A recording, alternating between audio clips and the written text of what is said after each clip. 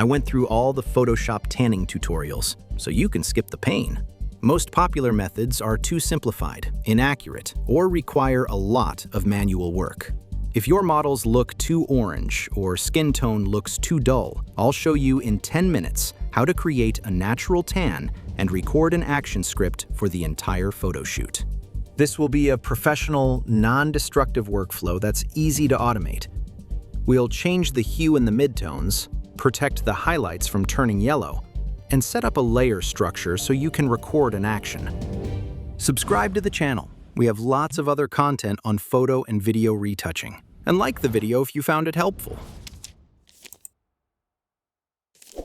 If you ever tried adding tan in Photoshop, you know how tedious it is. To color only the skin, we need to create a mask for it. Otherwise, it will just look like the white balance is changing instead of the skin color, making it hard to properly evaluate the result. For example, here's a popular way to darken skin using color lookup and a LUT. We've tinted the whole photo, added a black mask, and started painting over it to reveal the tan on the skin. This takes forever, it's inconvenient, and you have no real idea what you're getting until the mask is completely finished. So, we're better off starting with a skin mask. Traditionally, this was done using the color range tool set to skin tones. But look at this mask. It grabs a lot of unnecessary stuff. Clothes, the background, hair. You'd spend 10 minutes cleaning this up with a brush. What about Photoshop's built-in AI? In recent versions, Select Subject can detect people and select their body parts. But unfortunately, you can't select all the skin at once here. You have to pick every part separately. Sometimes, the parts you need simply aren't on the list. Plus, this mask still needs manual cleanup. There can be gaps between body parts, and it doesn't separate small clothing details very well. Right here, a part of the arm was missed. But wait, there's a skin mask in Lightroom now, which means it's also in the Adobe Camera Raw filter. Here in the Masks panel, you can select facial and body skin. Surprisingly, the result is usually better than in Photoshop. But there are two problems here. The first is the same. The AI often bleeds onto clothes or misses small patches of skin, which can break batch processing. The second problem, you're stuck inside Camera Raw. You can't output this mask to use Photoshop's adjustment layers. You have to rely entirely on the tools available right here. Let's lower the exposure and add some warmth and magenta. Tweak the curves a bit. When you sync the settings, the AI masks will detect skin on each photo individually.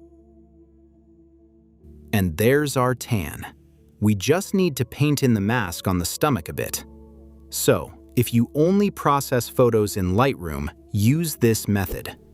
Please let me know in the comments if you've tried to adjust skin tones, what method you used, and how long it took. So, in Photoshop, we can't fully automatically select skin yet. Its masks still need to be checked and refined by hand. For a fully automated workflow, professionals use a dedicated neural network. Let's run the Retouch4me Skin Mask plugin. Everything happens automatically. Usually, you don't even need to adjust any settings. The skin selection is precise. Clothes, lips, and eyes are excluded. Separation from the background is perfect. Check this out. The mask even includes tattoo. I'll create a group, name it Tanning, and apply this mask to it. Now, any color adjustment we create inside this group will only affect the skin. Now let's set up the color. In most cases, hue saturation is used, and this can mess up the image. A more effective approach used by professionals today is Selective Color. In the Reds channel, slightly decrease cyan, and maybe increase yellow and magenta to get a golden tint. In the yellows, add a bit more yellow. Keep the black slider at 0 so you don't get noise in the shadows. A real tan absorbs light. so the skin needs to become darker. We'll do this using curves. Just pull the curve down roughly in the middle and make sure it affects the midtones, not the highlights and shadows. Highlights reflect the color of the light source, not the skin pigment, so their color shouldn't change. In the mask properties, we'll add some feathering to avoid a harsh transition to the dark skin. In most cases, we could stop right here, but in this photo, the skin turns out too uneven because of the lighting. This can be fixed with a gradient map adjustment layer. This tool lets you fill a specific brightness range with your chosen colors and adjust the transitions very smoothly. We simply pick a point in middle of the range and select a tan color we like.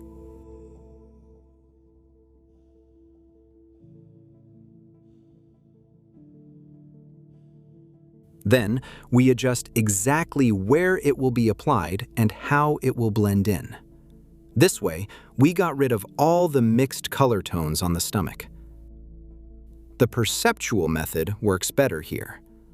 Also, the curves layer brought out some spots on the face.